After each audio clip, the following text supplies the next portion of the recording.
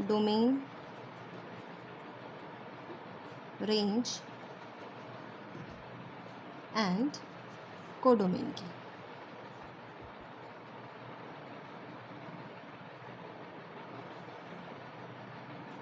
हमने बताया था एफ फंक्शन है such that A tends to be. इसका मतलब क्या है कि ए की इमेजेस बन रही हैं किसके अंदर, बी के अंदर। ये आपका सेट ए है, ये आपका सेट बी है और ये रिलेटेड है किसी फंक्शन एफ से। अगर यहाँ पर एलिमेंट है ए बी सी डी और यहाँ पर एलिमेंट है 1 2 3 4 5 7 सच डैट ए की इमेज है 2, बी की इमेज है 5, सी की इमेज है 7 और डी की इमेज है कितनी, 1। हमने कहा कि ए सेट के अंदर एलिमेंट कौन कौन से हैं, ए बी सी डी, और बी सेट के अंदर कौन कौन सा एलिमेंट है, 1 2 3 4 5 7। और फंक्शन f इस तरीके से लगा कि वो a की इमेज को किस में कन्वर्ट कर रहा है, 2 में, b की इमेज को किस में कन्वर्ट कर रहा है, 5 में, c की इमेज को किस में कन्वर्ट कर रहा है, 7 में, और d की इमेज किस में बन रही है, 1 में। तो ये हमारा क्या हो गया, F A equal to 2, F B equal to 5, F C equal to 7, F D equal to 1। कोई भी फंक्शन है f। हमने बताया था ये जो सेट ए होगा इसे हम कहते हैं डोमेन।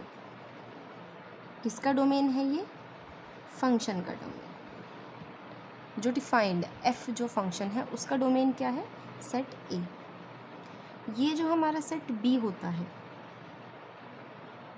ये वाला जो सेट है इसको हम कहते हैं कोडोमेन, कंप्लीट सेट को।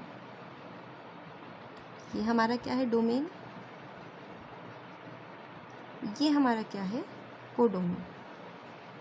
और ये जो हमारा सेट बना क्या, F A, F B, F C, F B, या फिर मैं इसको क्या कह सकती हूँ, 2 5 7 1। ये हमारा क्या होता है, रेंज। किसकी रेंज है ये, of A, range of A, A set की ये रेंज है। तो सिंपल सी बात है,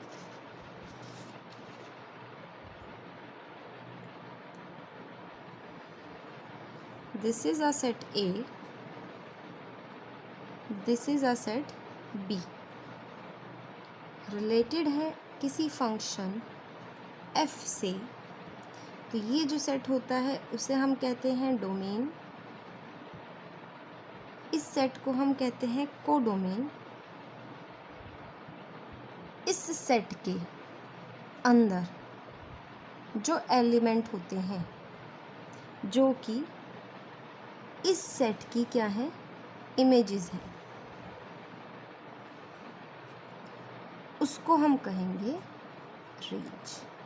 किसकी रेंज है ये, ऑफ ए, या फिर ये होती है इमेजेस ऑफ ए, जिसको लिखते हैं एफ ए। इसकी इमेजेस हैं ये। तो ये हमारा क्या होता है, डोमेन, कोडोमेन और रेंज। इससे हमें एक चीज़ पता चलती है कि जो ये रेंज सेट होता है ये सबसेट होता है किसका, कोडोमेन का। या फिर मैं कहूँ F A is subset of B. ये हमारा है range, domain and codomain.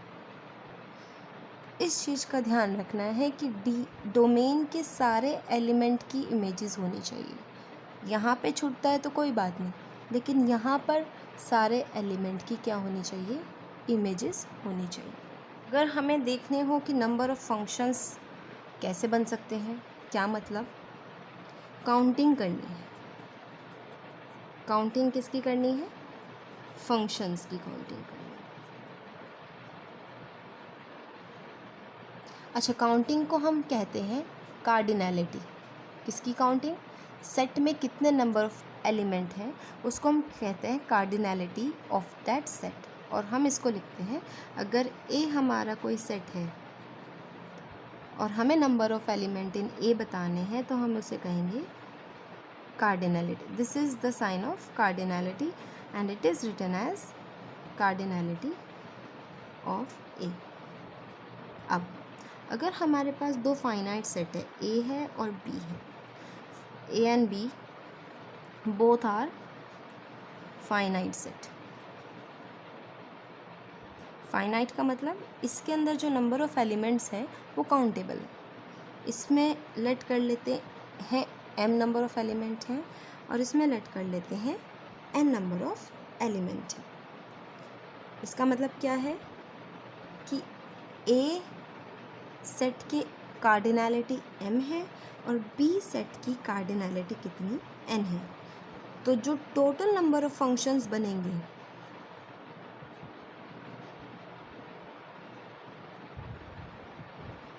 Total number of functions जो बनेंगे a टू b, वो कितने बनेंगे, कार्डिनैलिटी ऑफ b की पावर कार्डिनैलिटी ऑफ a। ये हमारा एक फॉर्मूला होता है टोटल नंबर ऑफ़ फंक्शंस निकालने का। फॉर एग्ज़ाम्पल ले लेते हैं, फॉर एग्ज़ाम्पल अगर a सेट है और a सेट के अंदर 5 एलिमेंट्स हैं, या फिर मैं कहूँ cardinality of a equal to 5 and b set contains 3 elements, या फिर मैं कहूँ cardinality of b equal to 3, और हमें बताना है टोटल नंबर ऑफ फंक्शंस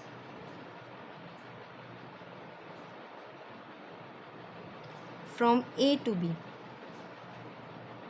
तो वो कितने हो जाएंगे,